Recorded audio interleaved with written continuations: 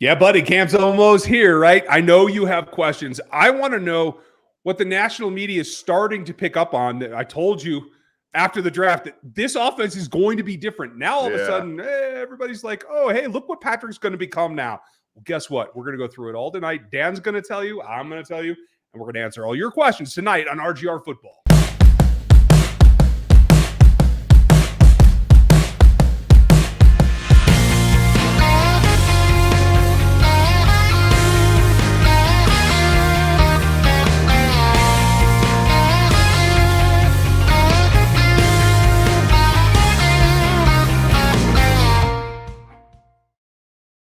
Hello, hello, hello. I know it looks similar. Different.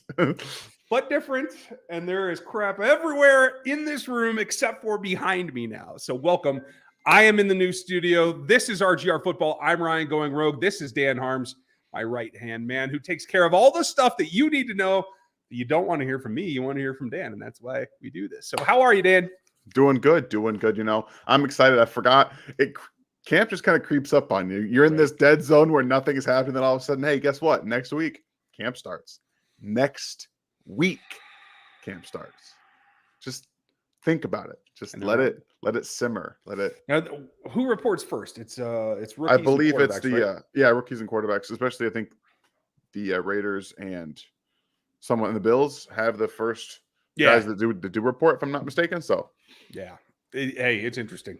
Hey, William, how you doing? Evening, Miss Liz. Our fearless moderator, Miss Liz Morrow, is in the house, folks. Be kind or she will boot you. I'm just going to tell you, especially if you are some Raiders fans that want to cause some havoc. Be nice to Liz. Liz, thank you for doing all that you do. This is RGR. She's part of the crew. We have a crew. You can always find us every day on this during the week, whether it's the Rogue Head Huddle for the members, as you can find with Stevie and Gooch and Aaron, the other half of the Morrow family. You can find us here together. You can find us separate. You can find Seth on here. And something new is coming this week that I want you guys to see. So we're working on the release schedule. It'll be probably Wednesday or Friday. Don't miss it, though.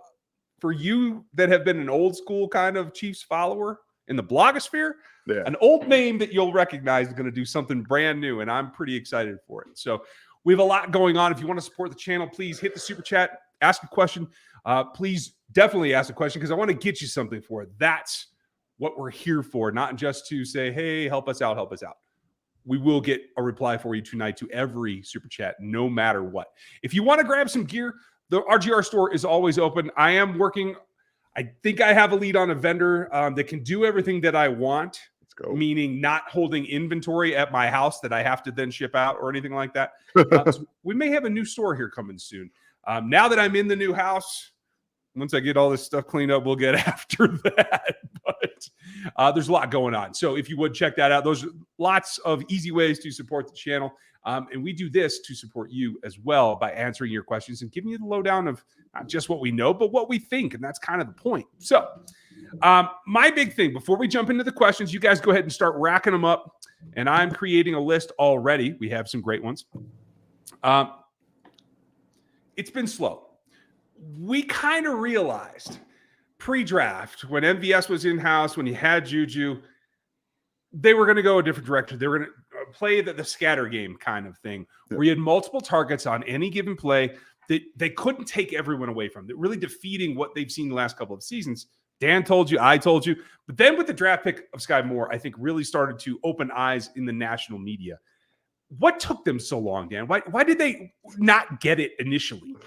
It's because everyone wanted to look at the struggles that Mahomes went through with Tyreek Hill and Travis Kelce last year. They were like, well, look, he had both of these guys, and it took him, I don't know how long, 5, 6, 7 weeks to figure it out and start to actually make good plays again. And then, you know, you see all the plays that Tyreek Hill makes, turning a 5-yard or a little out route into 10+ yards. And like, well, those are gone. Those free yards are gone. Well, what are they going to do? Like, you guys realize that Mahomes has been studying all offseason too. Like, he hasn't been just like shut up he's not just playing golf.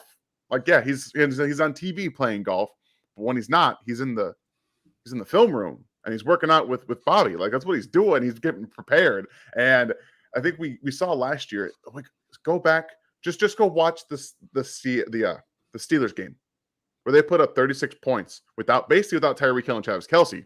Right. He was throwing it to Josh Gordon. He was throwing it to Byron Pringle. He was throwing it to all the running backs. He was getting it to everybody. And it's an upgraded version of what they saw in that game last year, in my opinion, with the weapons they have this year. So the fact that people just kind of waited and couldn't figure it out, I'm just where y'all been? Right? Where y'all been? He did this last year. He did it against the Colts a couple years ago. He put up with a ton of yards. He's going to be able to do it. I have no recollections about that. The fact that people can't put that together. Yes, we cover this team primarily. This is our first focus. Dan does, if you guys don't know, Dan does a ton of fantasy work over at Argonauts. He has NFL 33, which he just did a great piece today on probably the top wide receiver in college football this season. Make sure you go sub there. If you want to support us, we're growing our process out there at NFL33.com. You're going to have some new voices and some new stuff that is not Chiefs-centric, but about the sport itself and about the NFL and all these things that happen outside of Chiefs Kingdom that affect Chiefs Kingdom.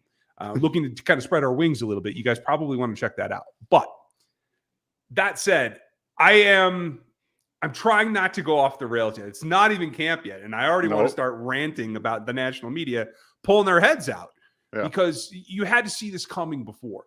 And I think it's all kind of set up well. And the addition of Sky Moore I really like as well because he doesn't have to perform day one. Nope. He doesn't have to hit the ground running. He'll be a nice, and then they put Sky Moore and he figured it out and they were bombing him or whatever they were going to do, right?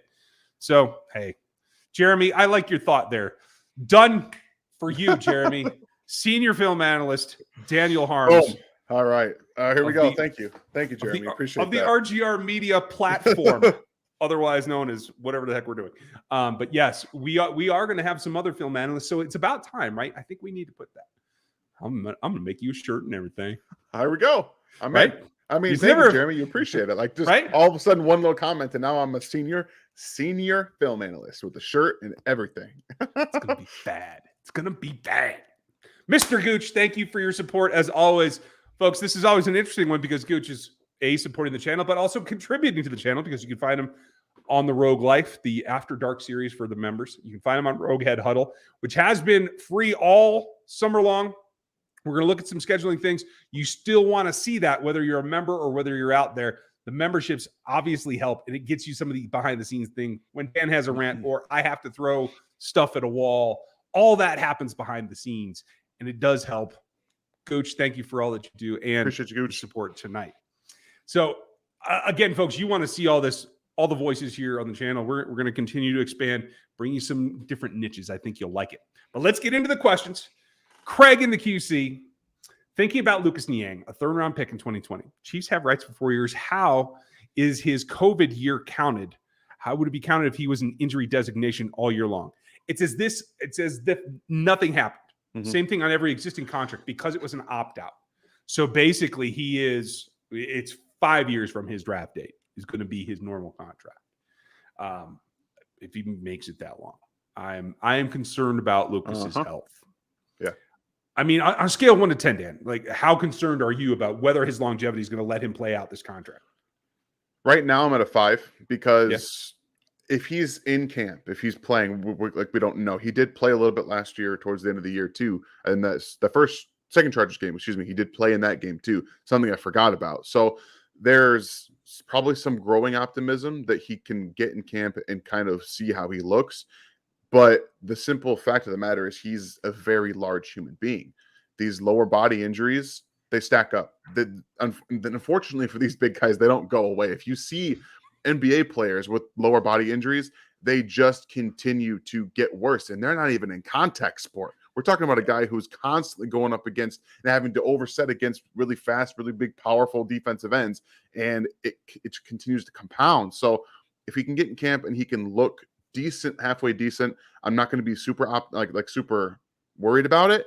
But if he's struggling in camp, if he's not in shape, it's over. It's over. He's done. Yeah. He might end up being a surprise cut. There's no joke about that. And that's sad because I thought he played well when he was able to play. I think the injury is the only issue with him in terms of he developed well enough, I think, to make an impact. Yeah. So let's keep our fingers crossed. I'm going to have to go back and look at his snaps because I thought he did the patella tendon late and didn't play again. Maybe I'm wrong. I might have just watching Trey Smith film for everybody. Wednesday will be a Trey Smith film review. Rock on. And he popped up. So it might have just been kind of sporadic. Maybe it was my brain playing a trick on me. It's very possible. I get locked into my guy that I'm watching, and sometimes something just happens and things just show up that you're like, that couldn't have been. So it's possible, but you never know. Well, I'll look it up and we'll double check that for you guys. But Craig, to answer your question, it's though it didn't happen. It just tolls to another season, literally the next day of the league year. So super simple to carry it forward. Not a problem. It will be easy. Cole, hope you're doing well. I'm still seeing speculation about trading for Robert Quinn. Do you think they should? And if so, what is he worth? I mean, that's the big question why it hasn't happened yet. The Bears think he's worth more than everybody else does, including the Kansas City Chiefs. Let's be frank. Yes, he had a decent sack total last year. His pressure percentage was not indicative of what his total was. Correct. Very efficient. Yeah.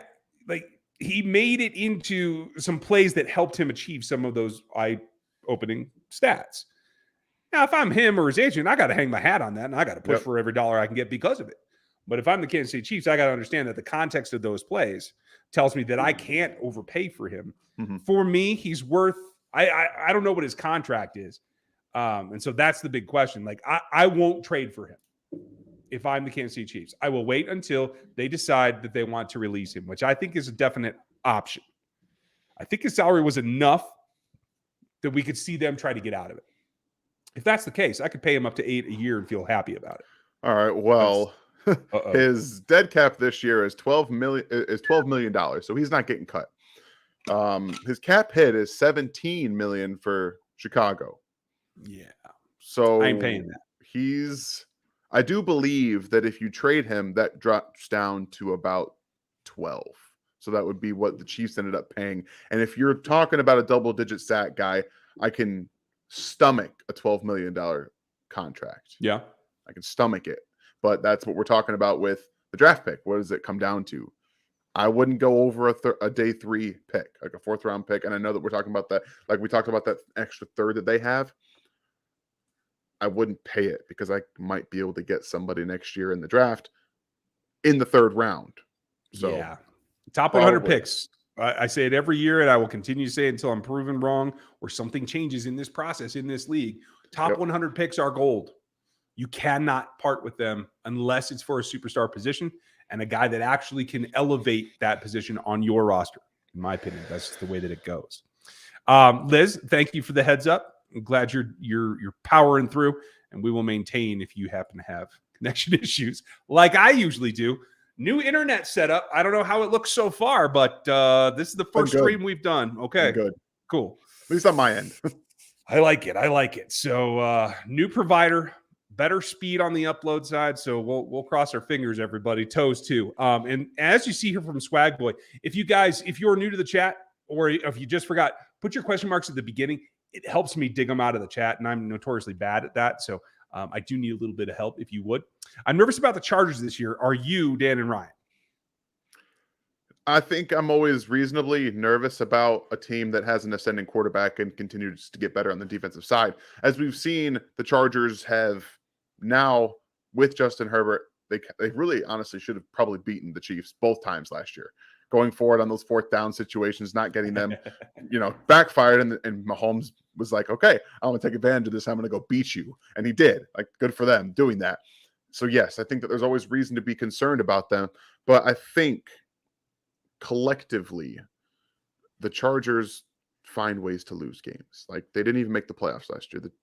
People forget the Raiders were the playoffs. They beat them in the last game of the season to go to the playoffs, like with the defense that they had. So I think Justin Herbert's really, really good in big games. He tends to kind of not be there.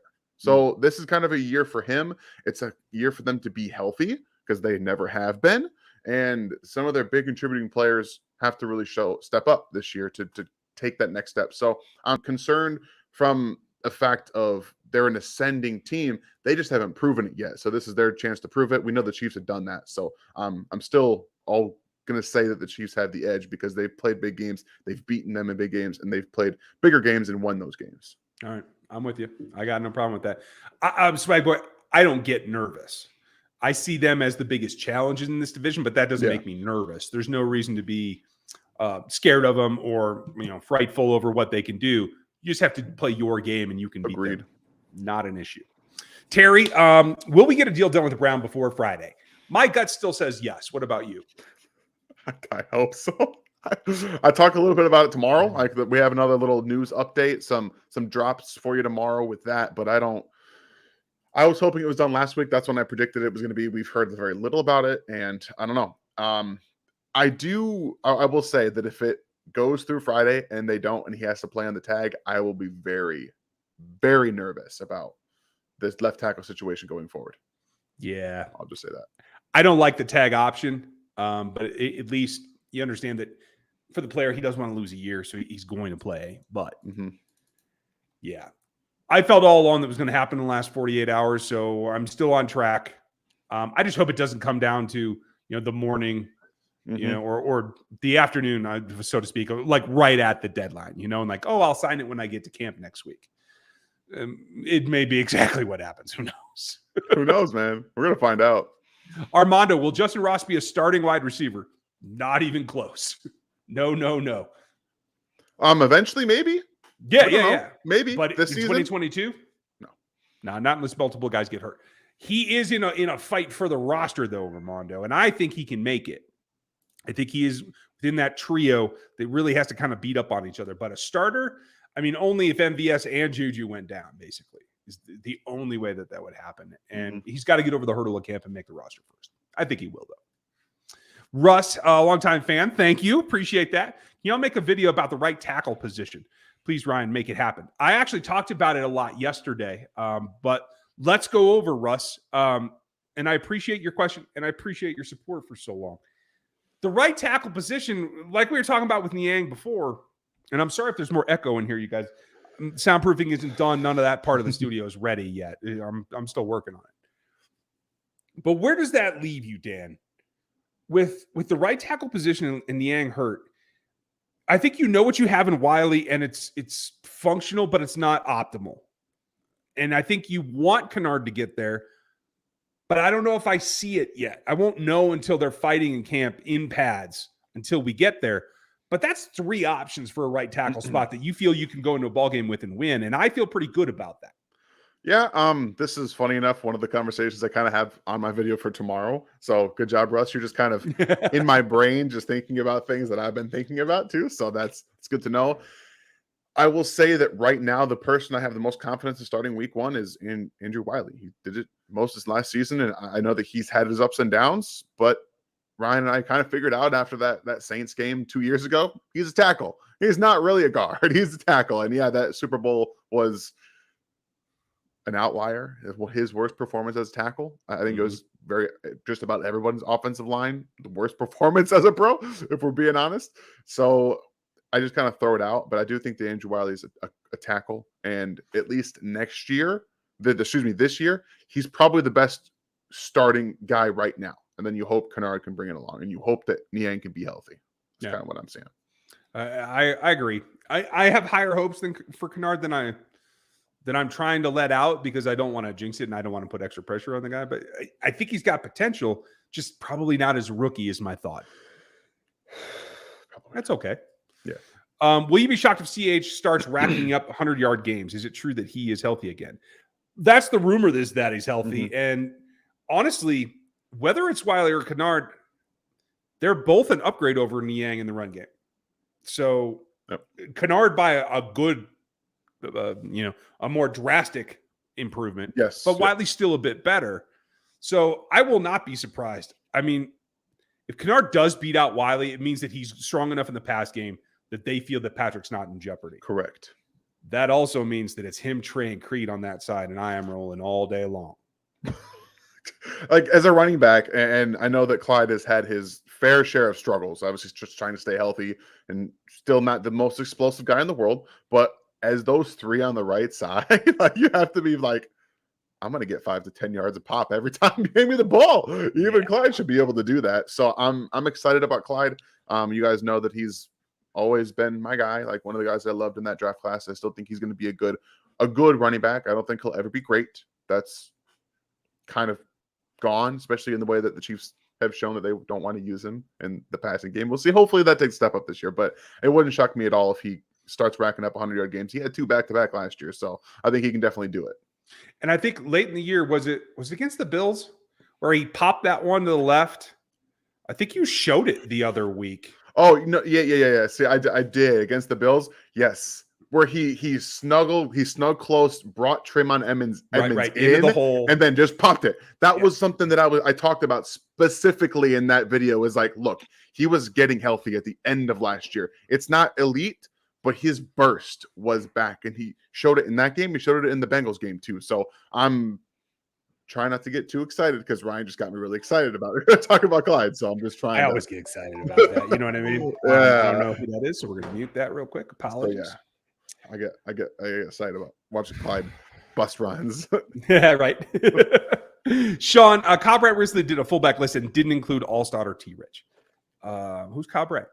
I don't care about NFL Network people. That show is not real, guys. NFL Network's Good Morning Football show is pretty much not real anymore, and they've gotten really takey.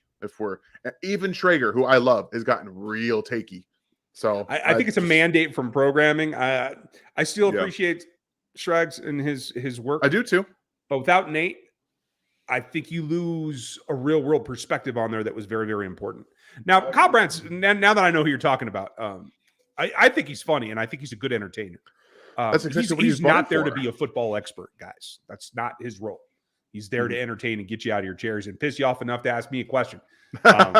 But literally, and that's probably a producer that did that for him, maybe an intern even who either left that off or didn't really think far enough back. You will see on some of the networks, and it happens at ESPN too. They cleared out all of their older, veteran stuff. A lot of their producers are young and didn't live through the era of T. Rich and Allstott. And you're going to see some of that show up in some of these listings. Allstott is a 100% plug in any fullback list, period. Yeah. Him and Top Rathman have to be at the top. There's no question about it. T. Rich is in that list too, but I mean, Rathman was a different breed. Dean, thank you very much. Appreciate the support. Hope you're doing well up there in the frozen north, or the thawed north as it is right now in July. Been a while, finally able to catch live. I'm really glad that you're here, buddy. I'm a big believer in EB's meetings with Andy before re-signing was an agreement to run the ball more. I'm hoping that CEH is the recipient of 1.5K scrimmage yards. I think that's within the realm of possibility, but I honestly think the uptick comes more on the passing side rather than the running side. I'd like to see him go 750 in each, and I'd be happy as a clan. Yeah. I think 750 is probably pushing it with the way they've used him in pass right now, but I do think he has more than enough to go over 1,000 yards rushing and get close to 400 yards passing. So it wouldn't surprise me to see him hit that 1.5K scrimmage yards. It wouldn't. Don't step on my dreams, Dan. I can still want it. Just I do what plausible. I want it too. I want it too. Don't get me wrong. There's a lot of things in this world I want that I have no hope of actually getting, but that's okay. Thank you, Dean. Appreciate you. Appreciate you, man. Patrick, what's up, man? I hate losing one player like Tyreek Hill makes the whole NFL media haters. That's for sure. Guess people forgot who our QB is. But do you guys feel like we have enough on offense not to lose a step? It depends how you're marking that, in my opinion. Yeah. And I don't mean to step on you, Dan. Go ahead. No, you're fine. I was just kind of trying to feel out the question. There's no way you're not going to lose a step in terms of how many explosive plays. And in my mind, those are 30-plus yarders. Mm-hmm. Everybody has a different definition of where they draw the line for an explosive. But for me, that's what it is. And without Tyreek Hill, you're going to have a pullback. There's no way around it because he is just such a unique athlete. I don't care. As long as you get 10, the only chunk that matters is 10 yards. So you can reset the downs. That's it. That's all that matters in this game. And so as far as I'm concerned with, I think what you'll find is there will be more opportunities to get those first downs, move the chains. And I think everybody's preparing themselves for, now drives are going to take 8 minutes. No, it ain't. It's not going to be, 30-second drives. Those type of comebacks are going to be harder now. Mm-hmm. But it is going to be 2-minute drives. The 2-minute offense is going to be scary good in this particular group of receivers. As long as the protection holds up, I think they're home free. What do you think? It's going to look different. That's it. It's going to look different. The offense flowed through two guys, Tyreek Hill and Travis Kelce. for the majority of Patrick Mahomes' career. That's what it did.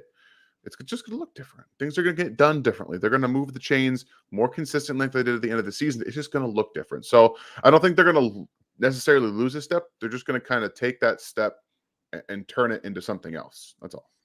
I agree with you. And I think in that initial change, in turning it, opens up more options for what you can evolve into in the future as well.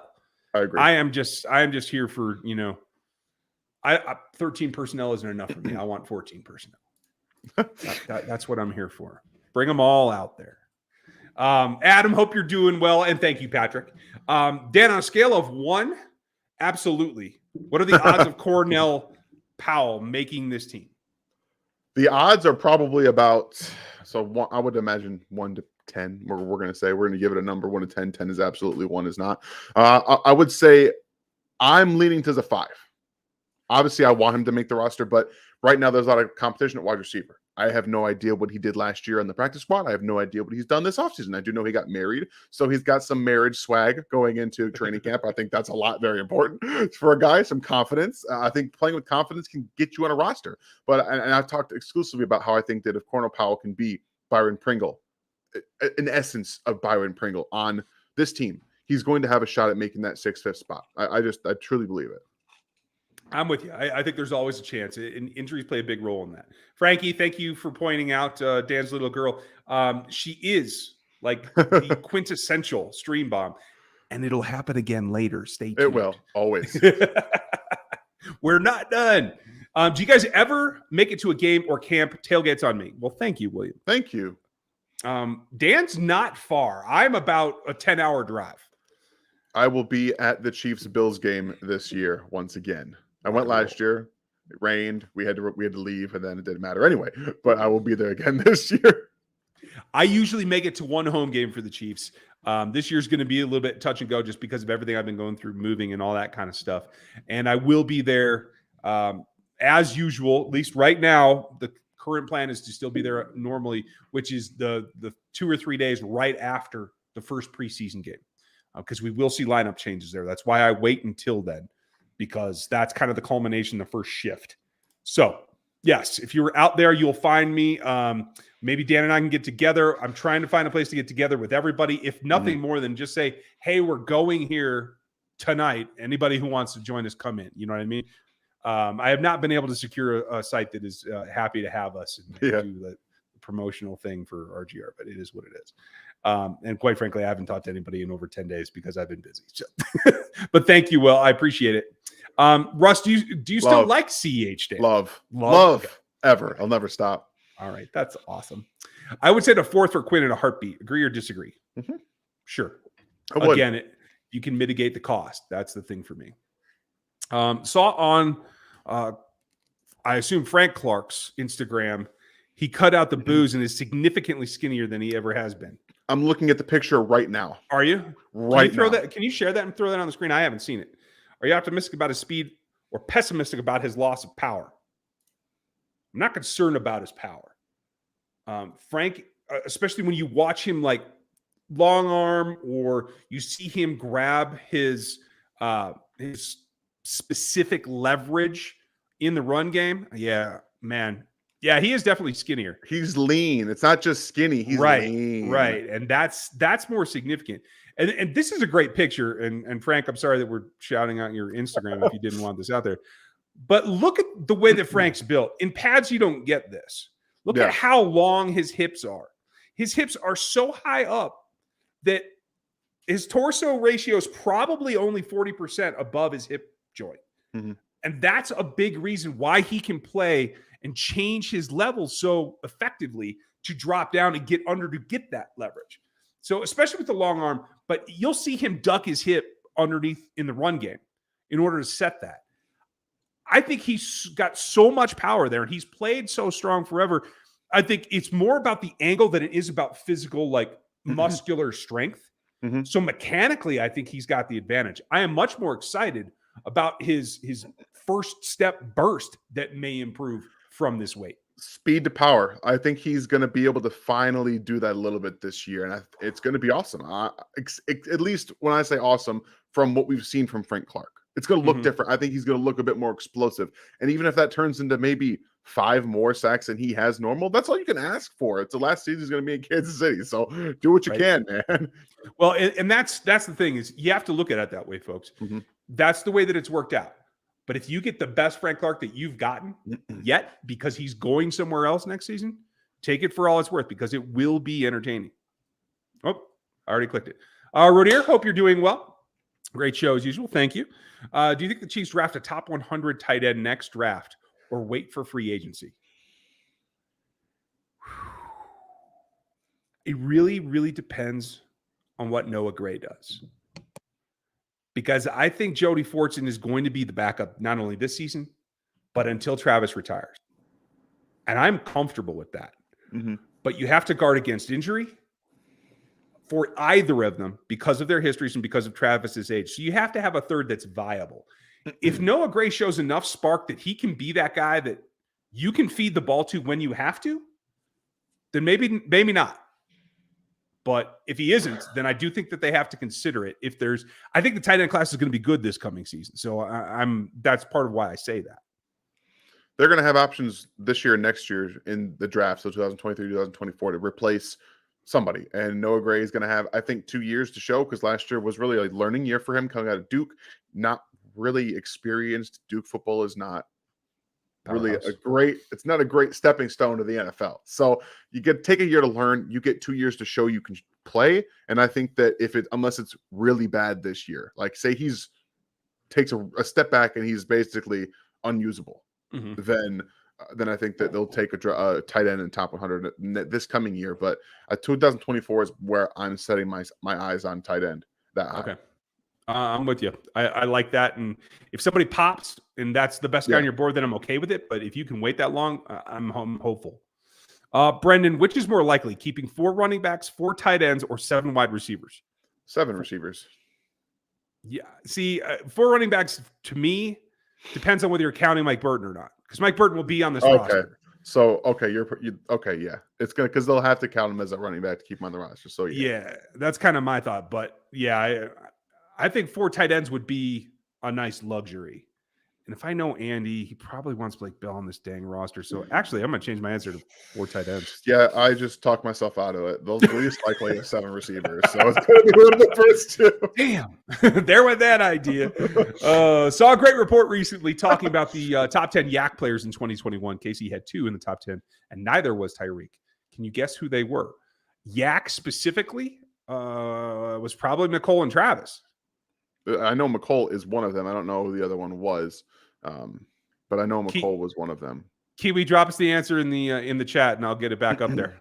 Yep. If Orlando does not get his deal done, who do you like in the upcoming draft to replace him? Could Orlando's contract not happening be a blessing in disguise? It could. No, it's not a blessing. You dropped the first-round draft pick into him. I'm sorry. It's not a blessing. Regardless of what you do, it's... Okay, not a blessing. You could be dodging a bullet. How's that? Yeah. There is that. There's a couple of top guys. I haven't really done a ton of film on the tackles yet. Who's the guy that played opposite Munford at Ohio State? He's highly ranked. I'm literally about to start his film this week. Okay. I haven't done any offensive tackle until this week, so I'm going to start that right now. Yeah. I like the kid from Notre Dame that kind of played sporadically, but I think he's going to be a starter now, and I think their offense is going to have to change, so I'm interested to see that. But probably my favorite guy that went back last season that probably could have come out. Or did he? I don't even remember. I'm going to have to go check. I'm not going to throw that name out right now. Kiwi responded, by the way. Oh, did he? Okay, cool. It's the most recent one, so you just go down and click into it. There we go. We were right. Okay, cool. I love when I'm right. It's nice. Ask the wife. It doesn't happen that often, according to her. But hey, we don't always talk football, she. Got that one. Cole, not Chiefs related, but does your move actually mean sufficient internet? It seems like it. I don't know. You guys will have to tell me. Let me know in the chat. Does this look better or worse or the same as it did before? I'm not having any glitches with Dan. Every now and then Dan will glitch on me in the old place. I haven't seen that today, so it feels better to me. Yes. I'll take it. Jaden, if you guys missed the first episode of RHH with Jaden, he and the guys got down. You got to go check that out. It was out Friday. Awesome. So make sure you do that. And Jaden's got jerseys. Hit him up in the chat so that you guys can get those. I do like the red on black, by the way, Jaden. We might have to talk. Yeah. What would the Chiefs have to give for Saquon Barkley? We're talking about like a second round draft pick.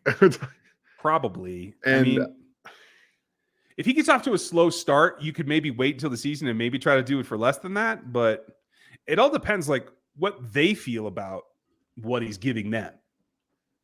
Not really what the Chiefs feel he's worth, but what the Giants feel he's worth. Yeah, this is a pretty run Saquon into the ground kind of season, it feels like, for the Giants. It's his last year on the contract. He's got to show that he's deserving of a second contract, and I think he is, but he's been hurt, so it's hard to tell what they're going to do, especially with Brian Daboll. They've been using Devin Singletary, Zach Moss in the backfield over the last couple of years, so he's not necessarily reliant on a top 5 running back. So, hey, we all know the committee works. It could be a committee UDFA. You're still going to gain yards. Yeah. Kevin, hope you're doing well. Does Tyreek have some bad blood against KC, Mahomes, Anime Reed, et cetera? The dude kind of threw his QB under the bus with that comment about possibly being Tua's last year in Miami. I didn't see that. I don't listen to Tyreek. I know he's having fun with this podcast. I don't think there's bad blood. I think there were some complaints, and now you're comfortable letting it out. Dan, you watched the dang thing. Yeah. Has there been more comments that I missed? No, this is just I haven't seen anything about this possibly being Tua's last year. I think that all Tyreek has done is talk up Tua, which you should do as a new guy. You should talk up your quarterback. And everything about his time in Kansas City is all just to drum up podcast support and get people watching his stuff. It's all just behind the scenes to get people to watch his stuff. Like, we all know, every single fan in Kansas City just about watched that podcast because of what that led up to it. So it's just a pod. That's just a pod, dude. Hey, if I had his platform, I'd be doing the same thing, folks. Oh, yeah. You can't blame him. And let me look at his contract here. I don't believe that could be anywhere close to his last year. No, it's not. This is his 3rd year. Yeah. He's under contract on his rookie contract in 2023, and then they still have the 5th-year option. So, no, there's no way, even if he falls flat on his face, that he's out of there. I guarantee it. It's just too much to give up. Yeah, they could not pick up his 5th-year option. I think might be something that was said about that, because it would be, if they don't pick it up, then it could technically be his last year next year. Right. That's true. Do you see Jones Steele with the Chiefs after 2024? After 2024? No, I don't. And I know that's a hot take. I'm gonna take the over and say yes, but I don't think it's going to be at an increased salary.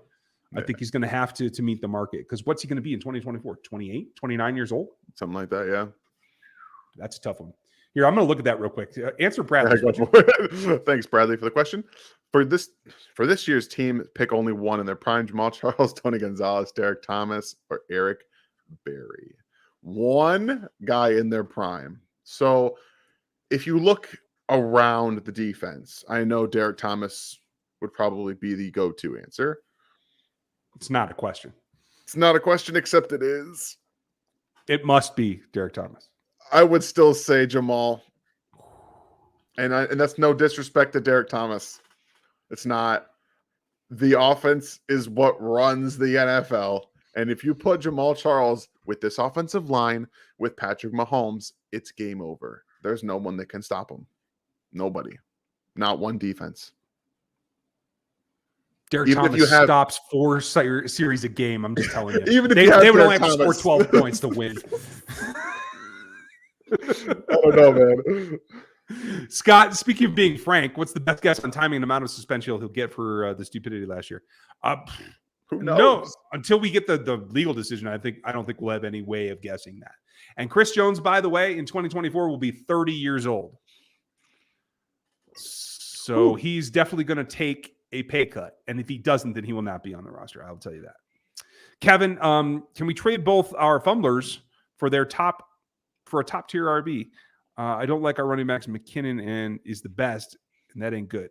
So you don't like CEH and Rojo, huh? Okay. Well, that's fine, but CH has 2 fumbles in his entire career, so he's not a fumbler. Never has been.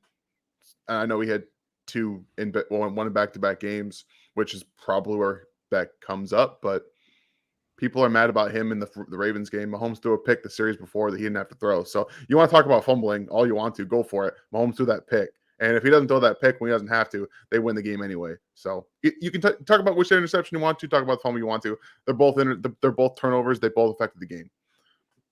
Dan, I'm gonna put this on now and kind of jump the line just because Sean said it best. This is the best way to say this. In about 1990, I would agree with you. Offense runs the league now. Thank you, Micah. Appreciate you. I was watching a draft wrap-ups on CBS Sports, and they were comparing George Karlaftis to Maxx Crosby, saying he would be just as good or better.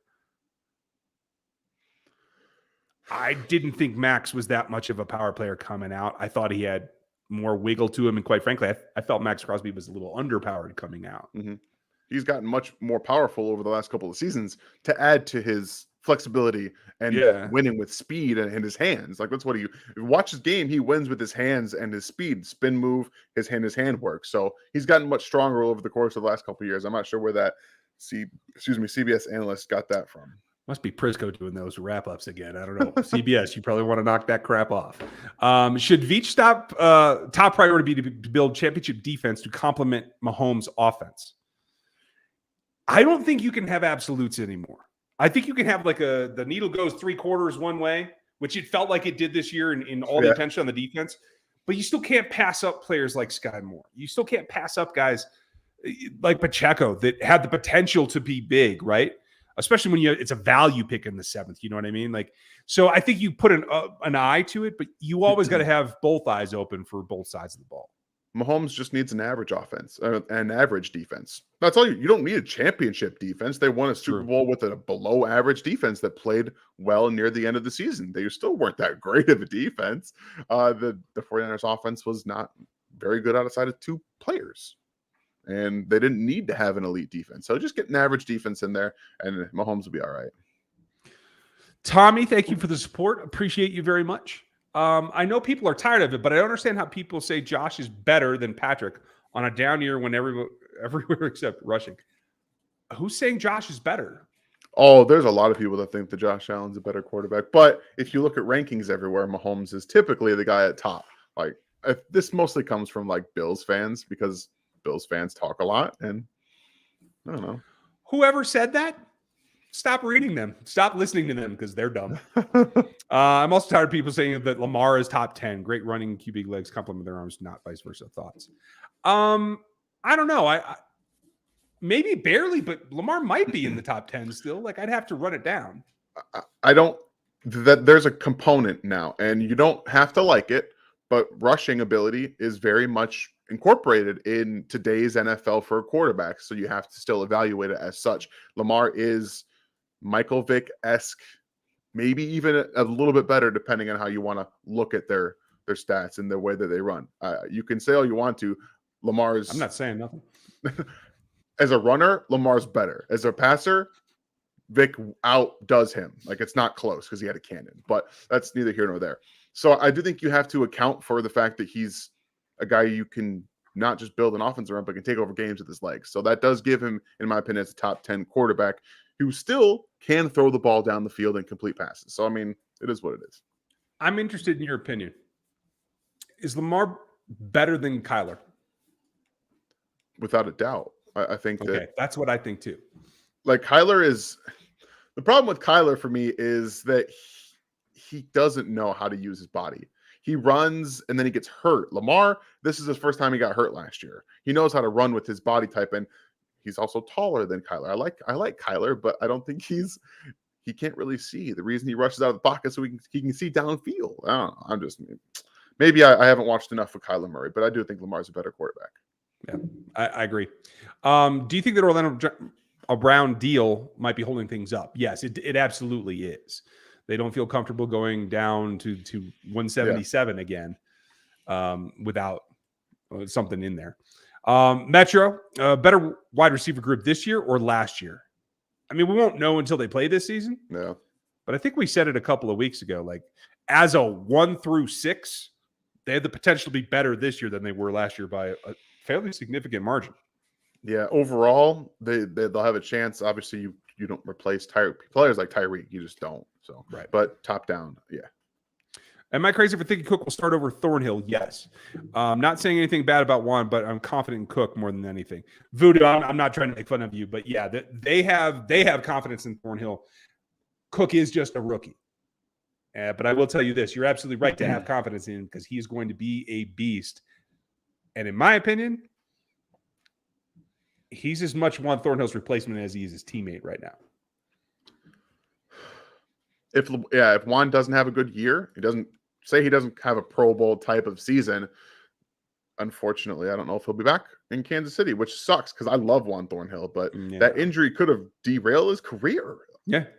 I mean, if that is what happens, we will look back on that and say, that is the delineation point. And I had Juan as my top. No, I had him as number 2. But I've been on his train from the very beginning since pre-draft, and it sucked to see that happen. It was just terrible. Is there a special teams video in the works? No. Sorry. I know that there are some special team enthusiasts out there, and I appreciate all of you, but I don't care. Sorry, I just don't really have. I will concur with Dan. I appreciate you all. I just don't know enough about the specifics of foot placement, kicking power, hip flexibility, that kind of thing that I know goes into that I'm in a position to even talk about intelligently. So no, I don't think we'll be dedicating a video to special teams. Honestly, we could maybe do one on Dave Tobe though, because that's possible. That's a difference. Like the philosophy, the evaluation, the leaning on athleticism versus instinct. Like there's a lot there. But in terms of the specialists, maybe I can get Colquitt to come on. We'll call him. That's a good idea. Seen Dan at the Dino and Dragon Sam? exhibit. Awesome. I like it. What are you two looking forward to more in the preseason? The defense as a whole or the wide receiver position? Well, thank you, Tim. It was nice seeing you on Saturday. I was a little disappointed with the Dino exhibit. I won't lie. My daughter had fun though, so that's all that matters. All that matters. I'm most looking forward to seeing the defense. I want to see specifically how specific players are utilized. You'll find out more about what I mean in tomorrow's video. But top down, I want to see how they collectively play, how much speed, the speed disparity from last year to this year. I want to see it on the field. That's what I'm looking forward to most. Okay. I'm down with that because preseason, the defense should have the upper hand. So I'd like to see somebody pop from the wide receiver group.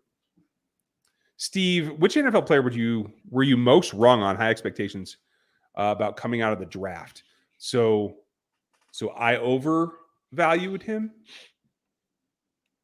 Were you most wrong on? I think so. Someone who was worse than you thought they were going to be. Okay, somebody who's significantly worse than I thought he was going to be was. Okay. Baker. I mean, I don't like Baker. I never have liked Baker. All that BS in college, I didn't like him, but I thought he was a better quarterback than he has become. Yeah. So I want to say someone from last year's draft class, but the guys that I have in mind didn't get a fair shake, and it's only one season. I'm going to go back to Hakeem Butler because he was a guy that I absolutely loved coming out of college. I thought he was going to be a stud. Dude's been out of the league. Like, he has done absolutely nothing, and I'm upset about it. I'm still upset about it, to be honest with you. That's okay. I actually nailed him because I couldn't stand his college film. I thought he was a bust all along. Well, good for you. I learned a lot. I'll say I learned a lot from it. Right? Yeah, you have to. Like, I have to point those out because wide receiver is one of the positions that I don't give enough credit for evolution once they make it to the league. So when I get one right, I have a tendency to Brandon Cox, thank you for the support. Appreciate you. Do you think CH or Rojo will be more successful? I assume he means in 2022. What do you think? I think Clyde's going to have a bigger year because I think he's going to be the top guy all around. But if you go specifically like on statistics, I think Rojo might out average him. He might have some really, really big runs and maybe some big touchdowns. So if you look deeper into the stats, then Rojo might have like a more efficient season than Clyde does. Okay. I like that answer. I think scrimmage yards will definitely be Clyde. If he gets into short yardage thing, Rojo might beat him in touchdowns. I don't know. I do think that Clyde showed a little last year. He could be a goal line Mm-hmm. back, specifically down the stretch. He had multiple red zone touchdowns bouncing off of guys in the Steelers game. So I don't know. We'll see. But I do think that he's going to bring some of that as well in terms of Rojo. Yeah. James, I love this. Ryan, how happy would you be to see triple tight end, an I formation, and run to and pass to the tight ends and the fullback on occasion? Here's my thing. I know it's cliche. I know it's old school. But if you go do that, if you're on the 3-yard line and you go punch it in on a team, you have them. It's over. It will deflate a modern defense to give that kind of thing up. That isn't like some horrific pass play that they broke on or something like that. It's demoralizing. It's physically more dominating. Mm-hmm. I think they need to do that situationally. And yes, I would love it. At times, they do need to establish their physicality. Yep. I agree with you. They have the offensive line to do it now, too. Dan, what's the triangle color thing behind you? And how many sacks do we get this year? So, thank you, Andrew. These are called nanoleaf shapes. You can get them in octagons. You can get them in triangles, little things you connect to each other. They all have different, you connect to your phone and you can turn them on and do different colors with them. I do tons of different things. It's awesome. It's a lot of fun. So, yeah, and they're more expensive than you would think. So just keep that in mind when you look them up. I think that the Chiefs will have less sacks than they had last year. Right now, we'll see how it shakes out. I have no frame of reference of whatever it looks in training camp. My answer will change from now until training camp. I can tell you that right now. That's cool. By the way, the lights look good. Thank you. What about a trade to Washington for Daron Payne? They are not trading Daron Payne. They will. I believe that they'll trade Chase Young before they trade the guys in the interior there with Jonathan Allen and Daron Payne. That's my own opinion. I mean, because they have that pretty much locked down. That makes sense. Mike, great. I think we answered this before, but in terms of potential, I don't think they're the same kind of player, but I think his potential is probably not quite what Maxx has done. But I said that about Maxx as a 4th-round pick when it happened. So who knows? It's about what he does. Really good. You guys, he's a really good player. Like, I'm watching his tape from the last year, like the 2 years ago to now, like he's a different player. So yeah, we'll see. Absolutely. All right, we're down to about 8 minutes left, you guys. We're going to hit the big ins. Let me know. Let's see. I think I got all the super chats. If you super chat anymore, I will definitely get you for you, but we're going to limit it to super chats at this point. But I do have 35 comments stacked up, so I think you guys are in here. Since Andy's playbook is historically more notoriously difficult for wide receivers to get down, do you think that Patrick will have to be more of a coach type player instead of just being a great teammate? I think he always has been. Like that one play where Kelsey recognized something, the do it Kels play, right? Mm-hmm. Like that's kind of the same thing. It's like Kels brings him an idea and he's like, when he sees it, then it's go time. You know, that is kind of a coach type thing. So I think that will continue and probably grow. Yeah, we've seen it with McCole Hardman too. He's like, you need to be here, like on the field, talking to him. Like, you need to be doing this, you need to be doing that. So I think he's developed that role over the last couple of seasons, and yeah, he'll definitely be using it this year too. Yeah. Mac, thank you for the support, buddy. Why is Mahomes the best quarterback in the NFL right now? A combination of things: physical talent, the ability to adapt, and the fact that you just never know when he's going to pull something out of his hat and bust a team. Like, if you watch Josh Allen and Patrick Mahomes, Josh Allen has yet to have to face the adversity that Patrick Mahomes has in terms of defenses saying, we're not letting you do this at all. Their defenses haven't done that. And I don't, it's nothing against Allen. Allen is special. He is a special player. And what he does with his legs is different, but also just as dominant as what Lamar Jackson does, in my opinion. He just does it differently. He's not the same pocket player, like just from a pure pocket presence standpoint. He's not the same player mentally. I don't think he's the same player as Patrick. And again, the adaptability that Ryan talked about, it's more important than having all the physical talents. Mahomes had to adjust his entire game to play last year. He did, and then he did. And it was great. So I don't know. That's it. And Mac, I said arm talent because I do think that he has 2 yards more in him than Josh Allen has. I'm just saying. Ryan, I'm hoping for an RB to get pass yards instead of more rush yards. I'm confused. Only because I think that lets Clyde live up to his billing and what his strength was. That is the most efficient, the most explosive, and the most powerful Clyde is if you're throwing him the ball. And that helps the offense the most. I know it's kind of weird for how I normally think, but yeah. Love you guys, the content. RJR, for the first time I asked a question, what do you think the Chiefs D comes together? Thank you, Daniel, and welcome. How long do you think it takes them to gel, Dan? I said it before. I think I'll say it again. I think by halfway through the season, it's more young players this time. It's also Nick Bolton being a full-time green dot young second-year player. There's a lot that has to go in this defense. So I will say week 8, week 9 is when you're going to see it click if it does take that long. So what Dan's saying is post bye. It's a week 8 bye this year, so they have 7 games. I'm going to say perfect. I'm going to say game 7 it starts to come together. I'm going to say it's just a touch earlier than that. I think that buys placed perfectly for the defense because it'll give them time to see what they've done. Yeah. Thank you, Daniel. And here she is, ladies and gentlemen. You don't need me when she gets on screen. What up, Tim? Thank you again. You didn't have to give the super chat. I do appreciate that. It was nice seeing you. Nice meeting you. This is the little one, everybody. Where's Daddy? There's Ryan. Hi. So cute. So Avery will now be taking over, folks. We'll see y'all later. She's going to take it from here. She's Spider-Man now, apparently. Where'd that come from? What were you watching? I was doing stuff with the business. Thank you, Tim. Appreciate it. And you guys can see that we just got behind. It's been a long week. I'm not really firing on all cylinders getting these questions, but thank you for the support. And I think we did answer that, right? Yes, we did. Yes, we did. Okay. Tom, thank you. Appreciate you. Top 10, Aaron Rodgers, Patrick Mahomes, Josh Allen, Joe Burrow, Tom Brady, Matt Stafford, Russ Wilson, Deshaun, Justin, and Dak. Lamar isn't there. Who do you take out to replace? Bye. Night-night. Who do you take out? Well, Justin Herbert is better than everybody on that list except for your top 3 and Russ Wilson. I don't think Dak Prescott belongs on this list. I think pre-injury Dak does. But we live in, bro. Yeah, right. Well, if you want to live that way, then Russell Wilson post-injury doesn't deserve to be on this list either. So I will take out Russell Wilson. You'll take him out? Okay. Yeah. He's older. He's continuing that finger injury. Who knows what's going to happen? He's on a brand new team who maybe he won't gel with. I don't know. I'm going to take Russell Wilson out. Okay. Fair enough.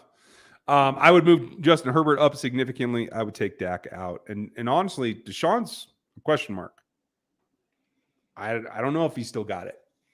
A year off. I was about to say, complaining. I don't even want to talk about him, so I changed my answer. Just take him out. I don't want to do any list. I honestly didn't see it, so just take him out. I don't want to even picture him in the NFL anymore, to be honest with you. It's going to be tough. Thank you, Tom. Appreciate you. Great question, by the way. Bradley, what can a fullback do that an athletic lineman can't do? Why keep a fullback instead of another lineman? Let's see. They can run. They can catch. They can block without having to be engaged, meaning like in open space, screens, tunnels, etc. Let's see. In a pinch, they can actually carry the ball. I know it's a foreign concept in modern football, but you can hand it to them and they'll go crunch somebody to the fact of 2-3 yards in a cloud of dust. Michael Burton took a fullback screen for like 15 yards last year, so an offensive lineman can't do that. No. And no offense to Allegretti, that was a beautiful play. Nick Allegretti might be the most underrated player on this roster. Just comes in, makes an impact. He's a 6th lineman. He can catch passes. I don't care. He's one of my favorite 6th-round picks, 7th-round picks. I love it. Allegretti is awesome. And just the fact that he was like, yeah, I didn't think it was coming to me. I expected not to even be there. That's my favorite part. And so, like, even surprised he was still able to pull it off. It was beautiful. Let's see. Micah. Oh, okay. Nobody's gassing him up. No, they shouldn't be. We got to see him do something first. Yeah. Potential doesn't happen until you get on the field. This is not a guy that dominated in terms of pressures and sacks at college. So you got to see him make the transition before I can really light him up. Wyoder, thank you very much.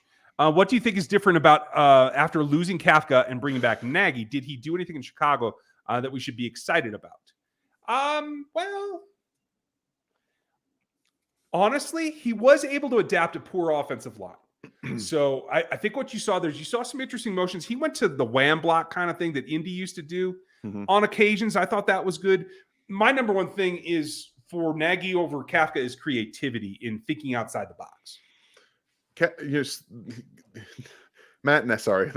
That's about how I feel about Matt Nagy's time in Chicago. He gets a lot of crap because he's not a good head coach. I don't think he's ever going to be a good head coach, and I don't think that that's something you can talk about when you talk about his offensive coordinator experience and what he's going to bring, because the creativity was zapped in Chicago. Okay, he did what he could with Mitch Trubisky, a limited mental player. He went to the playoffs with him. He was able to crank out 2 winning seasons with Mitch Trubisky at quarterback. Like I think that kind of goes forgotten about what Matt Nagy did in a bad team.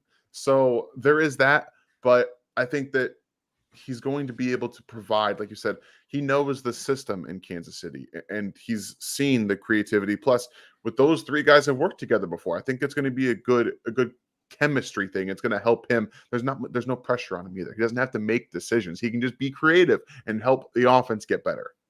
That's the big thing. I think people are equating Matt's, and I still like Matt. I'm not trying to say this, but a lot of people are saying he's a failure as a head coach. He failed in Chicago in that particular situation. That doesn't mean he's still not a great offensive mind. I think that there is definitely a group of coaches in this league, and always has been, that are head coaches, and there's another group that just don't have that and should be coordinators. Yeah. You guys know I love Rex Ryan. Rex is a motivational guy, but he is a better coordinator than he is a head coach. And that's just the facts of it. At the end of the day, some guys are built that way. Thank you for it, though, Wyatt. Appreciate you. Really like McDuffie, but corners often take time to get in the league. What are the odds that he is better than Ward was last season? Great question, Walker Poem. I'm going to put it right at 50-50. Yeah, I think that's reasonable. There's going to be some noticeable drop-off early in the tackling department. Ward was not saying that McDuffie isn't. He will get his head down there, but I think that Ward had a much arm length advantage. He was a bit more physical, a bit bigger, and he could get down in the run game a little bit better. So you might notice some tackling, at least improvement. I wouldn't say improvement. I think Ward was a better tackler, but we'll see. That might be someplace you noticed him be a little bit of a drop off from Ward last season. But McDuffie's going to be just about better everywhere else. I'm sorry to say. I know a lot of people love Ward. I liked Ward for what he was, but McDuffie is a clear upgrade. Yeah, and if you look at their percentages on missed tackles in college, they're just about dead even. So he's a little bit slighter just in terms of overall build. Yeah. And the arm length is obviously the big differentiator, but I feel he's more instinctual. They both have problems actually completing interceptions. So, but I think he'll have opportunities. So for 2 very different reasons. Yeah, absolutely. Nicky Wackle, Mac, Quinn for a 4th or signing Dunlop. Again, what gives us the best chance to be a top 10 defense? I'd sign both of those guys for less money than you will have to pay Quinn. I think that gives you 2 bites at the apple and an opportunity to support your rookie defense fan that everyone thinks can be all pro. I'm not there yet. He needs support. Tom had to ask the question earlier. See your answer. Great job. Okay. Where do you guys see the D ascend to by playoff time? What rank at that time? Top 10, top 15? What do you think, Dan? So I'm going to go based off just points allowed per game. I don't want to. Right. That's all that matters. That's all that matters. None of the other stuff matters. So I think that they can be around 15 in points per game because I think the talent's better. I think the speed's better. I think overall the tackling this year should be better, which limit those big plays, especially on 3rd down. So I think that they could be forcing more punts, not letting teams get those extra yards after contact that they have been. So 15, I think, is reasonable by the end of the season. Okay. I think they were 23rd in points allowed last year. That's within striking distance, even with a bunch of rookies playing. Yeah. I don't think top 10 is, Tom. No. I don't have that expectation. I'd be happy with anything 20 or above. Yeah. Yes. Thank you, Tom. Andrew, thank you as well. How many sacks do we get this year? Last year was 31st was last year. Okay. Thank you for the super chat. Thank you, I think we Andrew. already answered Appreciate it. you. I'm sorry to make you wait. How many do you think they get? I didn't know they only had 31 last year. I said they were going to have less. I don't think they're going to have less than 31. So I'm going to go ahead and say 40. Okay. I think that 40 is a reasonable number. For some reason, there was like 45 in my head. I don't know why, but yeah, 31. That's even worse than I thought. So yeah, I think 40 is attainable. I'll go with 40, and I'm going to make here's my hot take. Willie Gay has 4 of them. There you go. I would be with you, except I don't think that he's going to be blitzing. He didn't blitz last year, so I know. I think they have to, though. I don't think there's a choice. Thank you, William, and thank you, Andrew. I told Frank KC that we should have 5 to 6 rookies getting considerable offensive, defensive snaps by midseason. He thinks I'm crazy. Your thoughts? Let's see. McDuffie's going to start. Karlaftis is going to start. Brian Cook's going to play significant snaps. Yep. By halfway season, Sky Moore might be in that role. Darian Significant is where you can argue where that significant line is. Kennard would be someone you're projecting to. And I know everybody's fired up about Chanel. I don't think we're going to see him very much until like week 4. I think that's the week. I don't know. I broke it down a couple weeks ago, folks. Go check that one out. I think he's going to come on late, but I don't think he's going to play a ton of snaps super early. I don't think he's going to be a considerable snap player. Yeah, especially because I think it's past specific teams, except for one. I think it's week 4, but it might be week 3. I can't remember. David, thank you. Did DT and DE remain the weak point as far as I'm concerned? Whole roster, the weak point. Will feature go get a DT and an end in free agency or trade after the Brown contract is in the book? I think they're going to stand pat at tackle.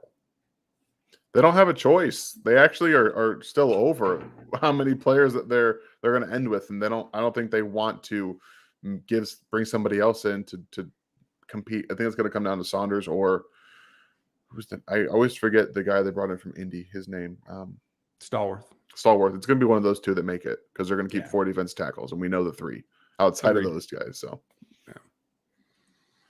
Mike, great pod. Is Jaden a secret spy from Chat Sports? I don't think so, but if he I is, hope then not. Then we're going to boot him out because I can't. You guys know. Don't even get me started about Chat Sports. Good Lord, Mr. Mayor, thank you for being here, Mr. Mayor. and thank you for your support. Appreciate you. 2 stats I'd like to see improve in 2022. One is time of possession to keep D off the field, rested, and take the ball away by the D when they are on the field more. More opportunities could lead to more interceptions, takeaways, et cetera, et cetera. I could not agree with you more, Mr. James. I will say this too.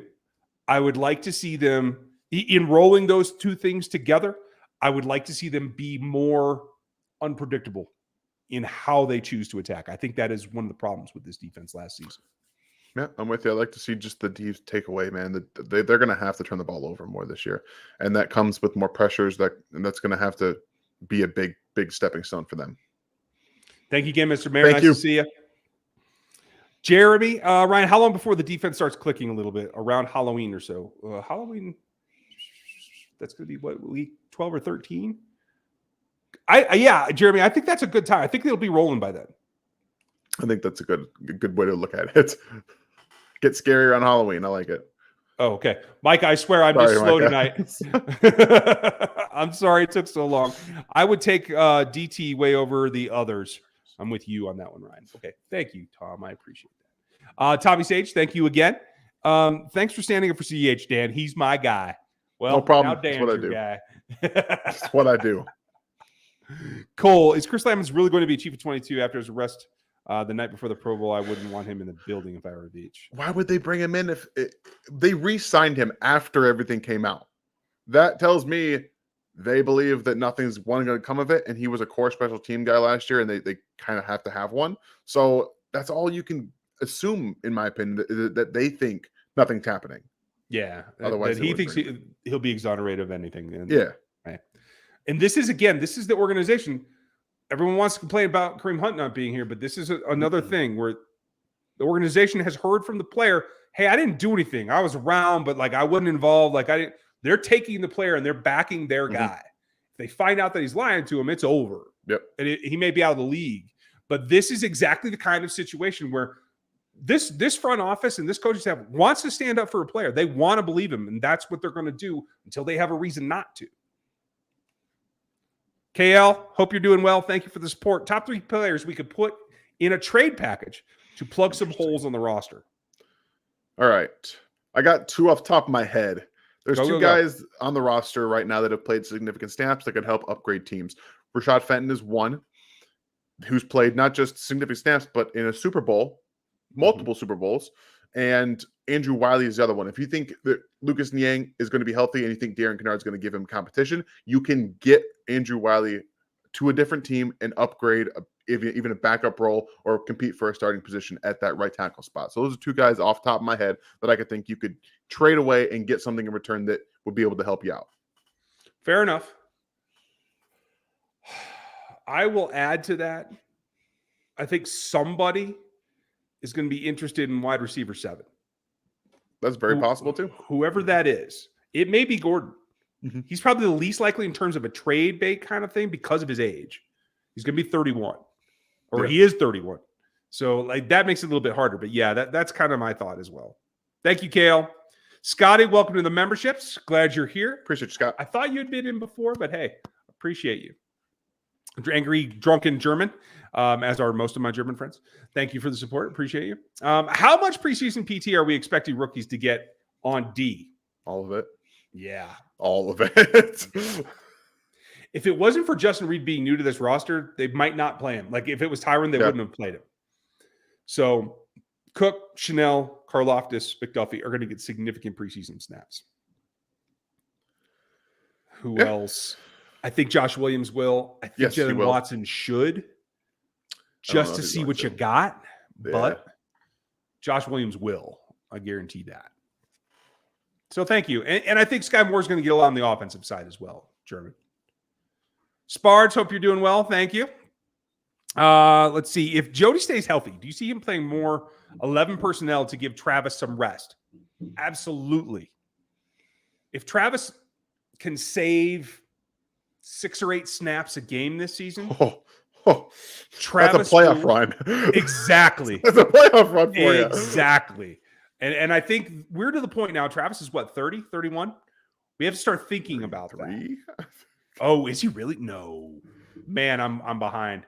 I mean, that is something that we have to be thinking about, and the coaching staff definitely has. He's 32 years old. Yeah. Okay. He turns 33 in October. So yeah.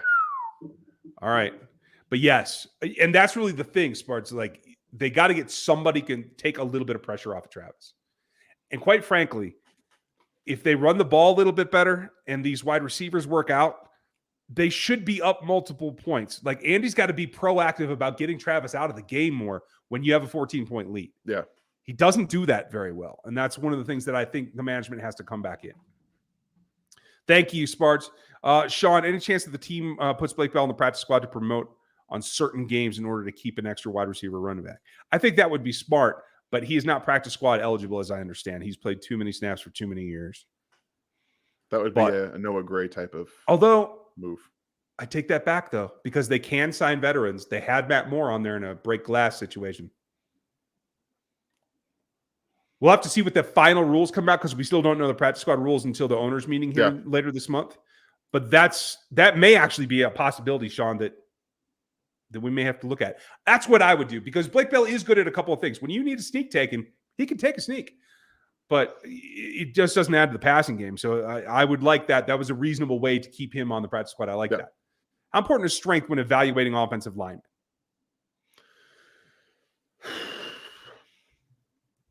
Top functional 3? strength is one of I would say at the top 3. The most important for me is footwork. Strength is up there with your hand usage. So that's for me the top 3 things I'm looking for: your footwork, hand usage, functional strength. Because if you can get your hands placed properly, you can scale back the functional strength a little bit. You don't have to have a ton of it. But guys like Trey Smith, who don't have the best hand location, something you'll find out on Wednesday, he's so strong. He gets engaged, dude. It's so hard to unlock that. So the functional strength is, I would say it's a top 3 as well. And important to what you were just saying, and you guys will see it when Dan's review comes up this week. If your replacement isn't good, strength allows you to recover from that. and not blow the snap. So like they all kind of intermesh about how a guy plays, but strength is definitely up there for, I don't want to put it in a negative way because Trey's technique is generally solid all the way around. His hand targeting could use some improvement, but like for guys with poor hand technique, the strength is a must because it's the only way they can survive. Especially in the run game. Yeah. Especially. 100%. Mr. Phil, how you doing? Are they having problems signing Orlando? I don't think so. Chris, his extension came down to like the day before. Yeah. Like Patrick's was a unique situation. I don't think this is a sign. If we get to like the 24-hour period, late on Thursday? Thursday, yeah. Then it's in trouble. But I think a lot of this just doesn't happen until the deadline. It's the way it goes. Andrew, thank you. Sorry, I posted the same question twice, but I wanted to super chat you guys. No question this time. Appreciate you, Andrew. Thank you, Andrew. Appreciate you. Scotty, thank you as well. Appreciate that. Activating Mom, and Mom Father are awesome on BTN. I like that. And it's nice to have both of them around, right? It's a husband-wife duo. I like that tag team. It. Scotty, welcome to the memberships, and thank you. At some point, do you guys think there's a possibility that Patrick audibles into more run plays when seeing the right coverage, regardless if a pass play is called? No. This is going to be on Andy calling true runs instead of RPOs. Those are the big difference. Mahomes is going to want to do it no matter what. And as much as I want more of the run game, I wouldn't want Patrick to do it. You want Patrick to maintain his, I should touch the ball every play. I'm the best chance for us to score on this play. You want that mentality from him. No. But Andy has to be the grown-up and say, listen, Patrick, we got to run the ball, so we're going to run the ball a little bit. That's where it comes down to. But no, I love the fact that he would not do that himself. He will always put it on himself to throw it. William, thank you very much. Appreciate your support as always. Who belongs in the Hall of Fame first, Jamal or Roger Craig? First, I always have trouble with like the order of things because I don't really care. I care more about who earned it. You know, if the Hall of Fame meant anything anymore, I would answer the question. But to be honest, they really, it's not just about letting anybody in. They highly value a popularity contest in the Pro Bowl. I can't get behind that. But if it still valued people and players that really, really were some of the great top players in the NFL ever, Jamal, because of the record that he holds. I think the amount of time that he played, the offensive lines that he played around, leading the NFL history in yards per attempt is remarkable. Mm-hmm. Yeah, I mean, make no mistake about it, Jamal Charles should be in the Hall of Fame. Just that single stat alone. Period. Should get him in. Yeah. Yes, he had a monster offensive line when he first started. He also had some crap offensive line when he finished. So I don't want to hear it. But I will tell you this. The voters, they do put a little bit more emphasis on the Pro Bowl than they should because a lot of them are the old school guys where the Pro Bowl, the voting wasn't the big thing. Yeah. It was more about the coaches and players. But here's another thing that they always lean on. And Trez used to tell me about this all the time. He's like, when it comes down to it, the people in the room, were you the best of a decade, of an era? And Roger Craig was on the all-decade team. Those matter, yeah, man. They do. I remember him talking about those a lot. So, yeah. So, they both belong. I think Craig might get in first.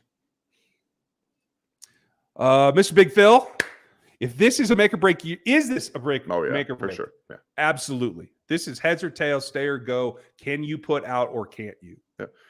I think he's going to have a 1,000-yard year, but if he doesn't, if he has a subpar year, he will not be in Kansas City next year. Yeah. This is his contract year. This is last year of his deal. Is Chanel going to be a preseason game wrecking ball? That is a very, very high possibility, in my opinion. They might just let him loose, man. Yeah. I think they'll get funky with him to see what they can do in the regular season, you know? Yeah. He's going to be one of those guys that the national media will lose their skulls about it. Oh, he's the next big thing. He's Derek Thomas' second coming. No, he's not, but they certainly used him every way. But that is important foundation for what he will do, not only later in the season, but specifically as a sophomore. That is going to be the big thing. So that is the end of our questions tonight, folks. I feel good. Thanks for putting up for my absence the last week. Dan, thank you for doing all the work to hold things down. No problem. Doing what we can. Hey, hopefully this was worth it because hopefully the internet's more stable. I know the echo's not great yet, but I'll get the soundproofing done. I promise you guys. And we have a lot coming for you. Dan has film review. Dan has news for you. We have Chief of the North on Thursday, and we have a new contributor that's got some content prep. That's likely to be Friday. No promises, but hey, let's plan on that. And then Roguehead Huddle will be out again on Saturday morning, I believe is the way that the schedule's going to work out. I got to fix all that because I'm so far behind, but I will get there. And thank you all for the support. Everybody who super chatted and the new members tonight, Appreciate thank you. So Welcome much. to the show. If you did join tonight and you do want into the Discord, if you're at that rookie level or above, just send me an email at this. I know it's old school. I know it's slow. It's the only way I can get it done right now. So if you would, I would appreciate that. And thank you for your time. And Dan, thank you for everything that you do around here. It's incredible. Thank you. Thank you for having me. You guys, please just deal with us for a little bit longer. Training camp's almost here. Just let it out. We'll be all right. We're almost there. We're almost there. We are almost there. You guys have a great night. We'll be back with you tomorrow, and we'll talk to you then.